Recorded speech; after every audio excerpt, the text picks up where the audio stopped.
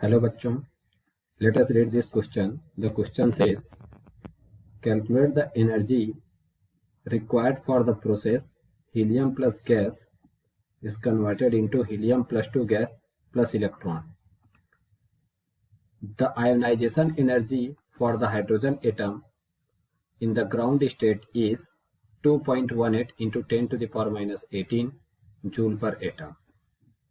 Okay, तो बच्चों basically ये जो क्वेश्चन है वो रिलेटेड है बोर्स मॉडल ऑफ एटम से, जो कि एप्लीकेबल है हाइड्रोजन लाइक स्पीसीज के लिए.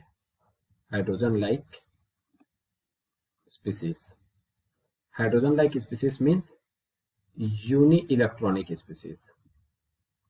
Uni electronic species. Okay, species मतलब या तो कोई एटम भी हो सकता है या तो कोई आयन भी हो सकता है.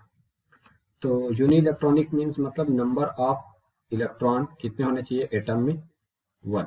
प्रोटॉन कितने भी हो सकते हैं, न्यूट्रॉन कितने भी हो सकते हैं, लेकिन नंबर ऑफ इलेक्ट्रॉन 1 होने चाहिए. तो कुछ की कॉन्सेप्ट देख लेते हैं. की कॉन्सेप्ट, तो सबसे पहले तो बच्चों की कॉन्सेप्ट में हम एक फार्मूला देखेंगे जो कि सपोज ये न्यूक्लियस है, कोई भी एटम है, हाइड्रोजन लाइक स्पीसीज है और ये उसके ऑर्बिट्स हैं. ओके, सपोज ये फर्स्ट ऑर्बिट है, ये सेकेंड ऑर्बिट है, थर्ड ऑर्बिट है. तो किसी भी ऑर्बिट में, किसी भी स्टेशनरी ऑर्बिट में इलेक्ट्रॉन का जो एनर्जी है उसका फार्मूला होता है minus RH Z square upon N square joule. Okay, और यहाँ पे जो RH की जो वैल्यू है वो क्वेश्चन में दिया हुआ है, ये है. That is the ionisation energy for hydrogen atom in ground state, that is 2.18 into 10 to the power minus 18 joule per atom. Okay, तो बच्चों देखो, तो En तो समझ गए होंगे कि ये एनर्जी है किसी भी स्टेशनरी ऑर्बिट में इलेक्ट्रॉन की. RH का भी वैल्यू देख लिए. Z रिप्रेजेंट करता है बच्चों एटॉमिक नंबर को और N रिप्रेजेंट करता है ऑर्बिट के नंबर को. दैट इज फर्स्ट ऑर्बिट के लिए 1, सेकेंड ऑर्बिट के लिए 2, थर्ड ऑर्बिट के लिए 3. तो Z ऐसे है जैसे हाइड्रोजन लाइक स्पीसीज है, तो हाइड्रोजन के लिए Z का वैल्यू है 1. उसके बाद हीलियम, तो हीलियम में 2 इलेक्ट्रॉन होते हैं, एक निकाल दीजिए हीलियम प्लस, तो 1 इलेक्ट्रॉन बचेगा, तो इसके लिए Z का वैल्यू 2 एंड सो ऑन. तो सिंस हमारे लिए यहाँ पे क्वेश्चन में हीलियम प्लस दिया हुआ है तो इसके लिए हम लोग Z क्या लेंगे? 2.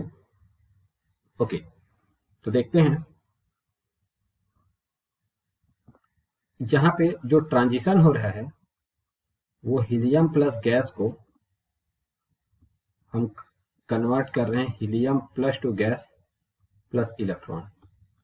तो देखिए हीलियम को सपोज ये न्यूक्लियस है और ये फर्स्ट ऑर्बिट है, तो इसमें 2 इलेक्ट्रॉन होने चाहिए थे लेकिन 1 इलेक्ट्रॉन निकाल दिए हैं, तो इसके फर्स्ट ऑर्बिट में 1 इलेक्ट्रॉन है. तो जो इसका N इनिशियल है, इनिशियली जहाँ पे है वो 1 है. अब इसको हम कंप्लीट बाहर कर दे रहे हैं एटम से, मतलब इसको एक्साइट करके कहाँ ले जा रहे हैं? N final equal to infinity.